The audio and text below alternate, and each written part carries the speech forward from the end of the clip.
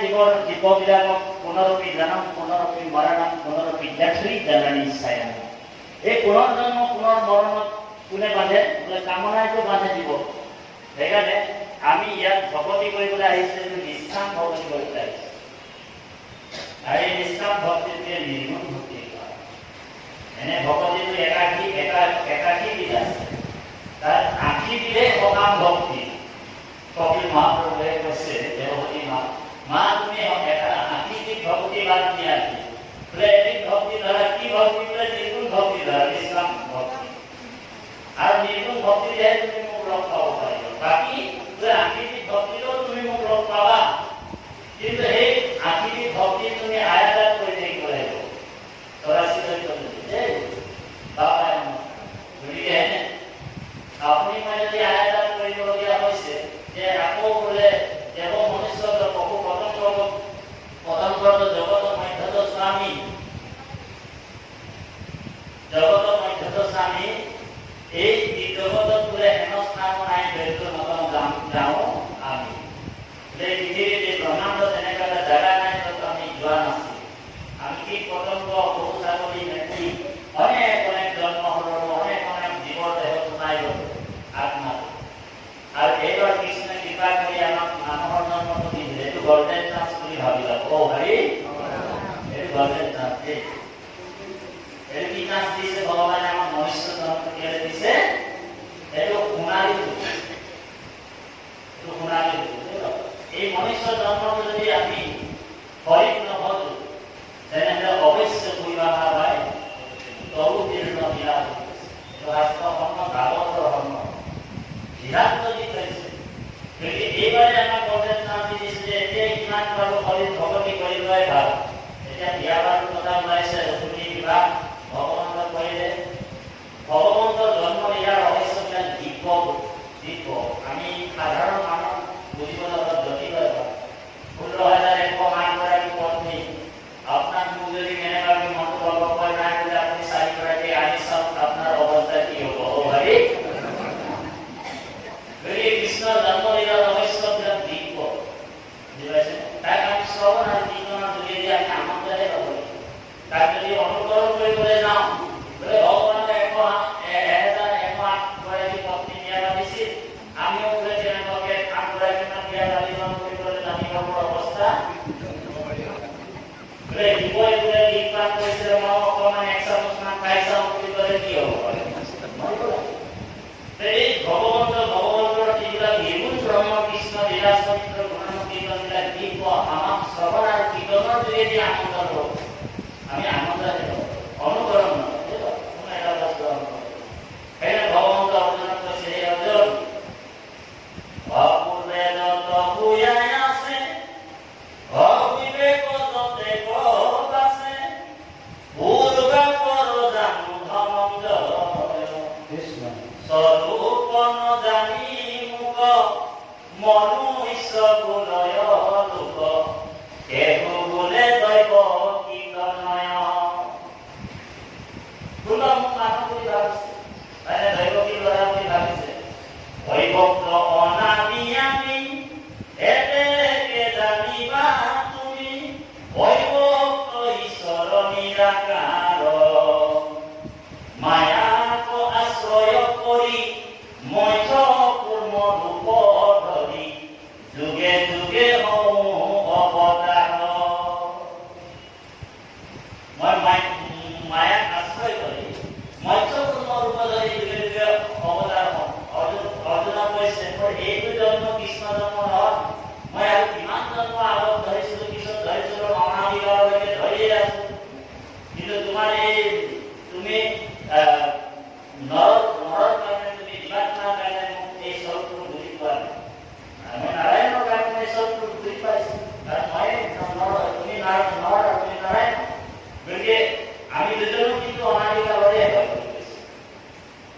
মাজত মায়াটো পেট দি দিছে। গতিকে জীৱ ব্ৰহ্ম আৰু মায়া হৈ আছে, জীৱ মায়া আৰু ব্ৰহ্ম হৈ আছে। গতিকে মায়াৰ যিটো পৰ্দা আছে, মায়াৰ পৰ্দাটো গুচাব লাগে। যেতিয়া আমিও জীৱ অংশে প্ৰৱেশিলা তুমি গাই গায়, আমাকো ভগৱন্তই মায়াৰে আৱৰণ দিয়ে, পৰ্দা। এইটো কবাত পদ বুলি কয়। পদ মানে পৰ্দা। পদ শব্দৰ অৰ্থটো হৈছে পৰ্দা। পৰ্দা এখন দি থৈ দিছে। যে পৰ্দা কেনেকৈ দিছে? যে জীৱ আমি মায়া পৰ্দা আৰু ব্ৰহ্ম ভগৱানৰ ব্ৰহ্মপুত্ৰম অনন্ত ঈশ্বৰ ভগৱান কৃষ্ণ। এই পৰ্দাটো বুজাবৰ কাৰণে কি কৰিবলৈ কৈছে? বেদস্তুতিত কৈছে যে তোমাৰে হে অভয়ামি যত জীৱ যাক তোমাৰ মায়ায়ে হৰি বান্ধিলে আমাক। তোমাৰ মায়ে বান্ধি দিছে, হয়নে? বোলে দিও উপদেশ সহজ তোমাৰ চৰণ।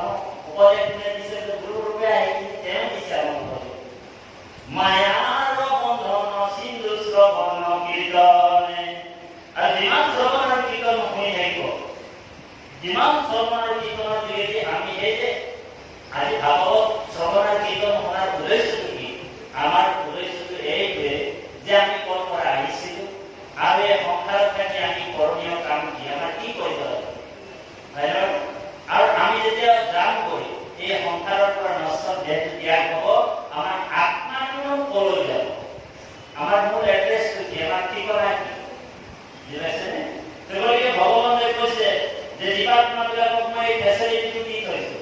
আজি যিটো ব্যৱস্থা এইটো ফেচিলিটি দিছে, আমাক সকাহ দি থৈছে যে জীৱাত্মাবিলাক মোৰ নিৰ্গুণ ব্ৰহ্ম কৃষ্ণ কথা শ্ৰৱণ আৰু কীৰ্তন শুনিব। সেই সংসাৰী কৃপা কৰিছে, উপগুৰুৰ দ্বাৰা সংসাৰীসকলক কৃপা কৰি ভাগৱত দি দিছে, যাতে আমি সংসাৰী জীৱবিলাক ঈশ্বৰৰ জন্মলীলা ৰহস্যবিলাক শ্ৰৱণ কীৰ্তনৰ মাধ্যমেদি ভগৱন্তৰ আমি বুজি পাম, কেনেকৈ জানি পাম, বিচাৰি উলিয়াব পাৰিম। গতিকে ভক্ত মহন্ত সংলয় নিৰ্গুণ ব্ৰহ্ম কৃষ্ণ কথা শ্ৰৱণ কীৰ্তনৰ যোগেদি ঈশ্বৰৰ ভক্তি লাভ কৰিব পৰা যায়। সেইকাৰণে ইয়াত বিয়াবিলাক আপোনাৰ ভেদ খালে। এতিয়া নতুনকৈ আকৌ ভগৱন্তৰ আৰু বিয়া এখন পাতিব হৈছে। আপোনাৰ মদ্ৰদেশৰ বিশ্বসেন নামৰ পুত্ৰী নাম হৈছে লক্ষ্মণা, হয়নে? এতিয়া লক্ষ্মণাৰ বিয়াটো খাবলৈ আগবাঢ়িছোঁ আমি। যে বিয়াখনত সেই ভগৱন্তৰ মানে পাটৰাণী 9-8 গৰাকী আছিল, বাকী সকল এনে জাক জাতি হিচাপে আছিল। যদিও প্ৰত্যেক বিয়া পতাৰ পিছত প্ৰত্যেক আইসকলৰ পৰা 10জনকৈ সন্তান জন্ম হৈছিল বুলি ভাগৱতত আছে। 56 কোটি চতুৰ্ভুজ যদুবংশ উৎপন্ন কৰিছিল, বিষ্ণুবংশ আৰু এই যদুবংশহে। গতিকে বাৰু কি নহওক, ভগৱন্ত আপুনি ইচ্ছাৰে এই যদুবংশটো ধ্বংস কৰিলে, পৃথিৱীত যদুবংশ নাইকিয়া কৰিলে। কেৱল মাত্ৰ 8-5জনক ৰাখি ভগৱন্ত বৈকুণ্ঠলৈ গুচি গ'ল। আৰু তাৰ ভিতৰত আজি আপোনালোক ৰুক্মিণীৰ যেতিয়া বিবাহ পাতিছিলে, ৰুক্মিণীক ভগৱন্ত হৰণ কৰিছে। ৰুক্মিণী বিয়া কৰোৱা নাই, ৰুক্মিণীৰ বিবাহটো গন্ধৰ্ব বিবাহ হৈছে। ৰুক্মিণী আপোনালোক জানে ৰুক্মৰ বীৰৰ মানে ভগ্নী আছিলে, ভনীয়েক আছিল ৰুক্ম বীৰৰ। আৰু কুন্দিৰ দেশৰ ৰজা কি নাম আছিল? ভীষ্মৰ পৰা যেতিয়া ভীষ্মক হৈছে ভগৱন্তৰ ভগত, কিন্তু ৰুক্মবীৰে আকৌ শিশুপালক দিবলৈ মন আছে। শিশুপালক ৰুক্মিণীক মানে দিবলৈ মন, কিন্তু শিশুপাল কোন আছিল? শিশুপালৰ মানে 3 নম্বৰ জন্ম আছিল। এইটো প্ৰথমে তেওঁ জয় আৰু বিজয় আছিল, হিৰণ্যাক্ষ হিৰণ্যকশিপুৰ। তাৰপিছত জন্মটো একেবাৰে শেষৰ জন্মটো হৈছে দন্তপক্ৰ আৰু শিশুপাল। আৰু এই শিশুপাল মানে অলৰেডি মানে আপোনাৰ কি কয়, ৰুক্মবীৰে মানে শিশুপালক মানে বিয়া দিয়াৰ মানে এটা প্ৰস্তুতি চলাই আছিল। আৰু ৰুক্মিণীয়ে আকৌ ভগৱন্তৰ এবাৰ ব্ৰাহ্মণ এজনে ৰুক্মিণীক ভগৱন্তৰ গুণবিলাকৰ কথা যেতিয়া ব্যাখ্যা কৰিছিলে, সেই গুণবিলাকতে মানে প্ৰভাৱিত হয়। মানে মনে মনে তেওঁ কি কৰিলে, ৰুক্মিণীয়ে মাধৱকে স্বামী হিচাপে ভাবিবলৈ দিলে। ভগৱন্তৰ প্ৰভাৱ আৰু স্বভাৱ এই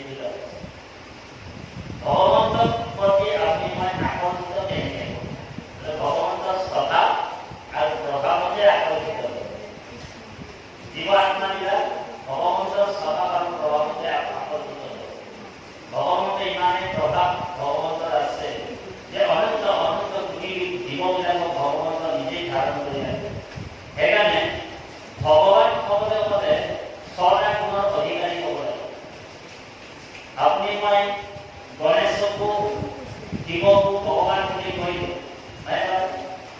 কিন্তু আচলতে শিৱ গণেশ দুৰ্গা কালী ভদ্ৰা এইবিলাক ভগৱান নহয় ভগৱান হ'বলৈ হ'লে ছটা গুণ হওক যেনেকে বলৱান বল যাৰ ওচৰত থাকে সেইজন খুব বলৱান ধন যাৰ ওচৰত বেছি থাকে সেইজন কি বোলে ধনৱান ভোগ ভোগ ছটা ভোগ যাৰ ওচৰত থাকে বোলে সেইজন হৈছে ভগৱান এতিয়া ছটা গুণ ভগৰ ছটা গুণ কাৰ ওচৰত আছে এক হৈছে জ্ঞান শক্তি বলে ঐশ্বৰ্য প্ৰিয়ম তেজ এইটো আপোনালোক বৰ ইম্পৰ্টেণ্ট কথা দৰকাৰী কথা আপোনালোক মনত কৰিব ভগৱান সকলো কোৱা নহয় জ্ঞান শক্তি বল ঐশ্বৰ্য প্ৰিয়ম তেজ এই ছটা জ্ঞানম শক্তি বলে ঐশ্বৰ্য প্ৰিয়ম তেজ সচেতাঃ भगवान सत्वादानी बिना है ही गुणम देहि एलोने भगवान एलो विष्णु पुराण আছে পুরাণ নিয়ে যে ভগবান কাক বুলি কৈছে যিজন নেকি জ্ঞান শক্তি বলে ঐশ্বৰ্য প্ৰিয়ম তেজ সচেতাঃ ভগৱান সত্বাদানী বিনা है ही गुणम এলোনে ভগৱান এই ছটা গুণৰ অধিপতি আকৌ ভগৱানৰ সংখ্যা কি বুলি কৈছে उत्पत्ति प्रलयम त्रैको भूतानाम अगतिम गतिम ये उत्पत्ति प्रलय और भैरव सृष्टि स्थिति और अंत কৰিব পাৰে একেলগে তিনিটা লেহেলপুৰ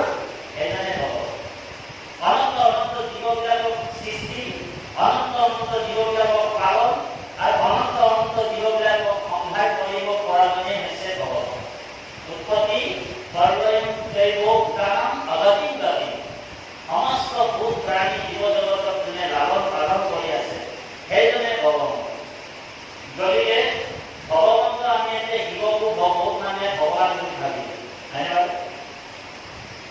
কিন্তু কথাটো ভুলো নহয় এই সকলো ভগৱান কিন্তু সম্পূৰ্ণ ভগৱান মানে তেওঁলোকে নহয় কিছু কিছু গুণ তেওঁলোকৰ ওচৰত আছে যেনেকে ছটা গুণ ধৰি লওক শিৱৰ ওচৰত আছে শিৱই আপোনাক চব বস্তু দিব পাৰে হয়তো মুখ্যটো দিব পাৰিব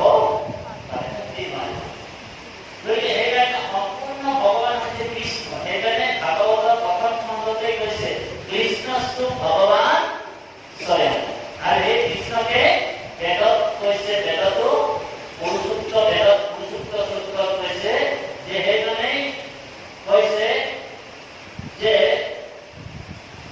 ভগৱান কাক কথা কৈছে ভগৱান কোন বুলি কৈছে যে ভূত যিনি অনেক ৰূপত ৰূপায়িত হৈ যায় সৰ্বভূতানাম সকলো ভূতৰ হৃদয়ত যি বাস কৰে আৰু অনেক ৰূপত ৰূপায়িত হ'ব পাৰে সেইজনেহে ভগৱান হ'ব পাৰে যেনেকে উদাহৰণ কৃষ্ণ আপোনালোক জানে কৃষ্ণ যেতিয়া কৃষ্ণ 7 বছৰৰ আছিল ব্ৰহ্মাই মানে গৰু সুৰক্ষ দামৰীবিলাকক সঁচাকে ভগৱান হয় নে নহয় মিছাকে ভগৱান হয় নে নহয় এই পৰীক্ষাটো ল'বৰ কাৰণে ব্ৰহ্মাই কি কৰিলে গৰু সুৰক্ষ দামৰীবিলাকক মানে আটাইবিলাকে কি কৰিলে ভগৱান জানা অকমান চাইড হৈ গ'ল মানে আঁতৰি গ'ল ই কি কৰিলে ব্ৰহ্মাই কি কৰিলে গৰু সুৰক্ষ দামৰীবিলাকক অকল গৰু সুৰক্ষ দামৰীয়ে নহয়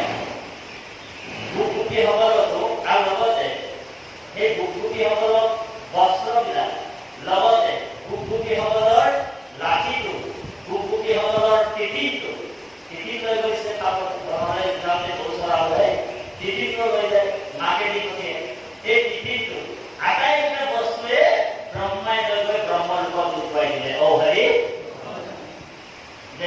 সঁচাই ব্ৰহ্মা সঁচাই ভগৱান হয় মিছাই ভগৱান হয় তাক পৰীক্ষা কৰা হ'ব তেতিয়া ভগৱানৰ সংকল্পৰ যোগেদি চালে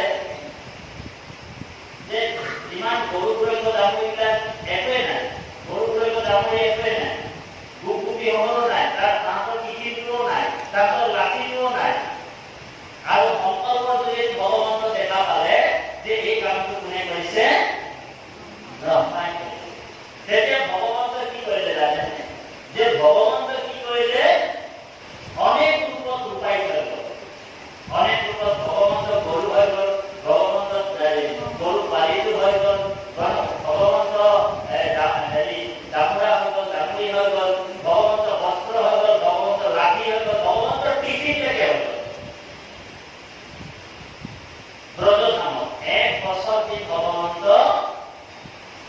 नमो समस्त भूतानामादिभूताय भूभृते अनेक रूपाय प्रभो विष्णुवे नमो विष्णुवे नमो नमः अनेक रूपाय एक बছর দিন তেনেকৈ আছে বৃন্দাবন ব্রহ্মা ভাবিলে কৃষ্ণ যিজন বুলি নিজকে ঈশ্বর বুলি ভাবি আছে তাক অকমান পৰীক্ষা কৰিবলৈ যাওঁ বুলি আহিলে ন সংবাদ লগত মানে হেলিকপ্টাৰ পৰা আহিছে আৰু ব্ৰহ্মাই চাৰিখন মাথা আছে জানে আপোনাৰ ওপৰত আমাৰ এখন মাথা আছে এখন মূৰ আছে ব্ৰহ্মাটো চাৰিখন মূৰ আছে এতিয়া আমাৰ মানুহে কিমান ডাঙৰ সাইন্টিষ্ট হৈ গৈছে আপোনালোকে জানে ডাঙৰ এটম বম বনাই দিছে লগত কিন্তু ব্ৰহ্মাই আমাৰতো ডাঙৰ বিজ্ঞানী হয় আৰু আহি ব্ৰহ্মাই দেখিলে যে যিবিলাক গৰু গুৰক্ষ ডাঙৰি খুব বুদ্ধিসকলক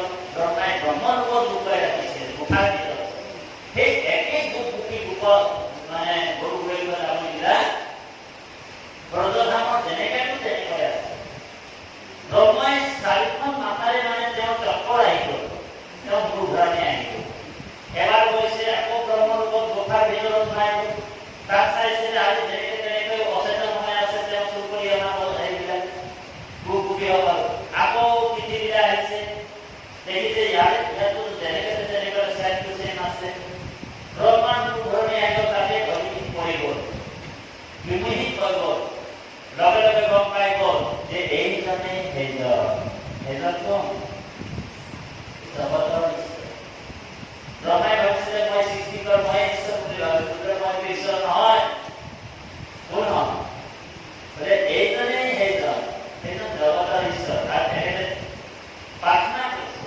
ভগৱানক প্ৰাৰ্থনা কৰিছে কি বুলি ৰাম অগ্ৰতে কমিও দুখ জগত নিবাস হেন কৃপা কৰিও পুলন্ত দাস ব্ৰহ্মাই প্ৰাৰ্থনা দশম স্কন্ধতে আছে এই ৰাম গৰ্ভতে থাকোঁতে উদৰত খালৈ পাৱে তাৰ অপৰাধ নধৰে যেন মাৱে তোমাৰ সুখিত আছো চৰাচৰ যত আমি দুখিত প্ৰথমে উপদামোদৰ এই প্ৰাৰ্থনা ব্ৰহ্মাৰ প্ৰাৰ্থনা ব্ৰহ্মাই কৈছে তোমাৰ সুখিত আছো চৰাচৰ যত আমি দুখিত প্ৰথমে উপদামোদৰ হে প্ৰভু হে নাৰায়ণ হে কমলনয়ন হে দুৰ্গত বুদ্ধিৰা মহান ঈশ্বৰ আমাক ক্ষমা কৰা গতিকে ব্ৰহ্মাই ভুল কৰিলে কি যে গৰু গুৰক্ষ ডাঙৰিবিলাক ভগৱন্তৰ লীলাত বাধা দিছে ভগৱন্ত যিটো লীলা কৰিবলৈ আৰম্ভ কৰিছিলে পুতনা ইত্যাদি ইত্যাদি ৰাক্ষসনি বধ কৰি মুখৰতা ৰাক্ষস বধ কৰি ভগৱন্তৰ লীলা আৰম্ভ কৰিবৰ সময়তে ব্ৰহ্মা আহি বাধা দি দিছে বেৰাণী মাৰিছে আমাৰ কিছুমান ভকত থাকে ভাগৱত মানে পাঠ কৰাৰ আগে আগে মানে অকণমান ভাগৱত পাঠ ৰাখা যায় আহি পিনি একদম কিবা এটা প্ৰশ্ন কিবা এটা কৰি তেওঁ বেৰাণী মাৰি দিয়ে হ'ব গাড়ী আমাৰ বহুত জেগাত তেনেকৈ তেওঁ মানে আগবাঢ়িব নিদিয়ে গতিকে তেওঁ মানে শ্ৰোতা মনোভাৱেৰে অহা নাই তেওঁ মানে কি টেষ্টিং কৰিবলৈ আহে বুজি পাইছেনে টেষ্টিং মানে টেষ্টাৰ এটা হয় এইজন কিমান পাৰে মাছক টেষ্টিং কৰি যায় তেনেকৈ চলাব লাগে কিন্তু শ্ৰোতাবিলাক কেনেকৈ আহে আপোনাৰ ওপৰত একান্ত মনে কৃষ্ণ আনন্দ হৃদয়ত আনন্দ সেইকাৰণে কৈছে গোপীসকলে ভগৱানৰ ভকতি কৰে কেনেকৈ কৰে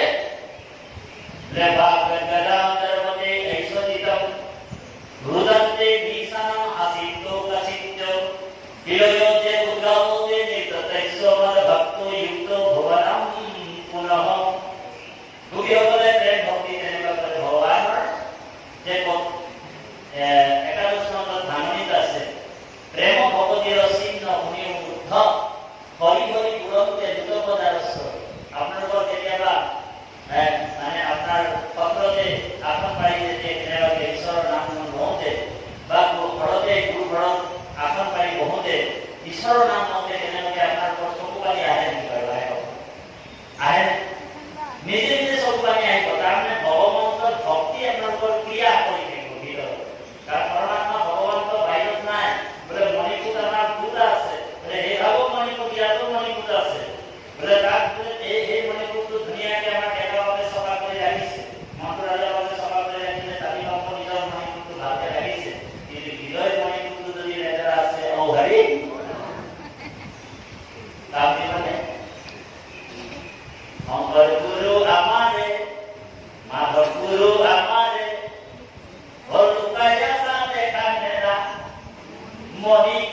ভিতৰে এই মণিপুৰটো আমাৰ চাব লাগিব বাবা। তাৰমানে হৃদয়ত যেনেকে এই মণিপুৰটোত আমি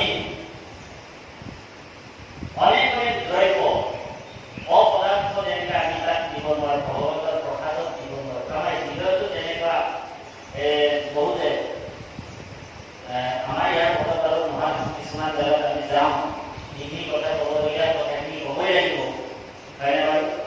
কিছুমানে মানে দেখাই শুনাই মানে ধুনীয়াকৈ 3 বছৰত ধুনীয়াকৈ বগা বগলীটো নিচিনা হৈ থাকে ভাই।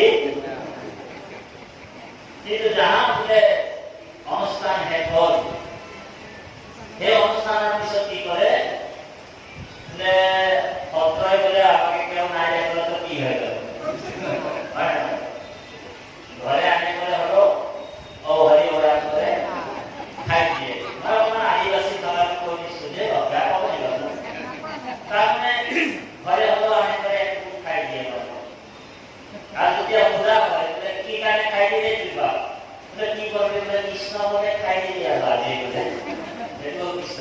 গতিকে এক বিন্দু ধ্যান দি শুনিব বৰ গুৰুত্বপূৰ্ণ কথা। এক বিন্দু মদ যদি মাদক দ্ৰব্য যদি আমাৰ হৃদয় মণিপুৰত পৰি যায় তেনেহ'লে ব্ৰহ্ম হত্যাৰ পাপ লাগিব। আটাইতকৈ ডাঙৰ পাপ গৌ হত্যাতকৈ মদ খোৱাৰ পাপ। এক বিন্দু যদি মদ যদি আমাৰ হৃদয়ত যায় ব্ৰহ্ম হত্যাৰ পাপ লাগে, তেনেহ'লে বটল বটল মদ খালে কিমান পাপ লাগিব হৰি।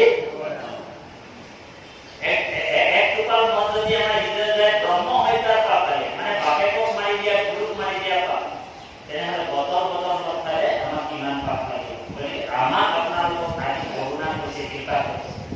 গতিকে আপোনালোকৰ সৌৰমণ্ডলটোৱে এতিয়া ইলেকশ্যন চলি আছে, মানে আপোনাৰ চলিব ইলেকশ্যন হ'ব নেকি? ইলেকশ্যন হ'ব আৰু এতিয়া বহুত মানুহৰ কামনা আছে যেনে তেনে কৰি যাতে আমি ইয়াত এইবাৰ ইলেকশ্যনটো জিকিব লাগিব। আৰু হৰি প্ৰত্যেকটা জীৱৰ এটা এটা কামনা বাসনাত আমাৰ কৰ্মবন্ধনত বন্দী হৈ আছে।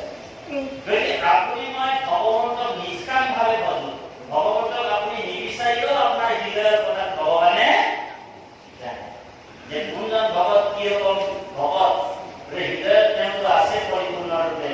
বাহিৰে ভিতৰে জানা সমস্ত ভূত পৰিপূৰ্ণৰূপে আছো মই মহেশ্বৰ। অৰ্জুনক কৈছে তুমি নাভাবিবা যে মই তোমাৰ কথাবিলাক নাজানো, মই সাক্ষী ৰূপে আছো, সমস্ত প্ৰাণীৰ মই আত্মা অন্তৰ্যামী, বুঢ়া বুঢ় ফলদাতা সাক্ষী ৰূপে চাম, মইহে তোমাক ফল দিম। আৰু যোনে যেনেকে মোক মানে বিচাৰিব সেই তেনেকুৱা মই তাক ফল যে যথামম প্ৰৱৰ্তন্তে তাক তথাই মোক ভজামহম, যেনেকৈ যোনে মোক বিচাৰিব তেনেকৈ মই তাক ফল দিম। কেতিয়াও আপোনালোক ভগৱানক বিচাৰিব নালাগে, আমাৰ হৃদয়ৰ কথাটো ঈশ্বৰে জানে। সেই হৃদয়ৰ কথাটো কোনে জানিছিল? ৰুক্মিণীৰ ভগৱান কৃষ্ণই বুজি গ'ল যে মোৰ এজন ভকত ওলাই গ'ল, নতুনকৈ স্বামীয়ে বিচাৰিছে, স্বামী ৰূপে ভগৱন্তক বিচাৰিছে। তো ভগৱন্তই কৈছে যে ঠিক আছে অ'কে, এবাৰ যাব লাগিব, তোমাক আনিব লাগিব। ভগৱন্ত গ'ল। ভগৱন্ত যেতিয়া গ'ল, চাৰিদিশৰ পৰা নাই কমেও লাখ লাখ সৈন্য সামন্ত লগাই দিলে। শিশুপালৰ ফালৰ পৰা আকৌ ৰুক্মবীৰৰ ফালৰ পৰা লাখ লাখ সৈন্য সামন্ত লগাই দিলে কৃষ্ণৰ তাত যুদ্ধ কৰিব যায়। কিন্তু কৃষ্ণ অকলে গৈছে। কৃষ্ণ কাকো লগ নাছিল। কৃষ্ণ অকলে সেই যুদ্ধখন জয় হৈ ৰুক্মিণীক হৰণ কৰি লৈ আহে। আপোনালোক চিন্তা কৰক। গতিকে ভগৱন্তৰ নিচিনা প্ৰিয় মানে পৰাক্ৰম আৰু আছে ইংকাৰ। বানাসুৰক যেতিয়া ভগৱন্ত 1000 হাত কাটি পেলালে, তেতিয়া শিৱৰ যিমান পাৰ্টি আছিল, শিৱৰ যিমান দুটা কালি খচৰা কাহিনী জুমিলে ভগৱন্তক বেৰি বেৰি যুদ্ধ কৰিছে। পিনাক ধনু লৈ আহিছে, তথাপিও শিৱই পৰাস্ত কৰিব ভগৱন্ত নোৱাৰে। কাৰণ ভগৱন্ত প্ৰিয় মানে পৰাক্ৰম ইমান ইমান পৰাক্ৰমী হ'ব। গতিকে সেইজন পৰমাত্মা ভগৱন্তৰ চৰণত যেতিয়াই জীৱ হৰণে ল'ব, হৰণ 6 প্ৰকাৰৰ হয় বাবা। অনুকূলেশ্ব সংকল্প প্ৰতিকূলে भोजनम रक्षोतिथि विश्वासो भूपतत्वे वरणम तथा आत्मनिखेको काकुण्य सरा विभो शरण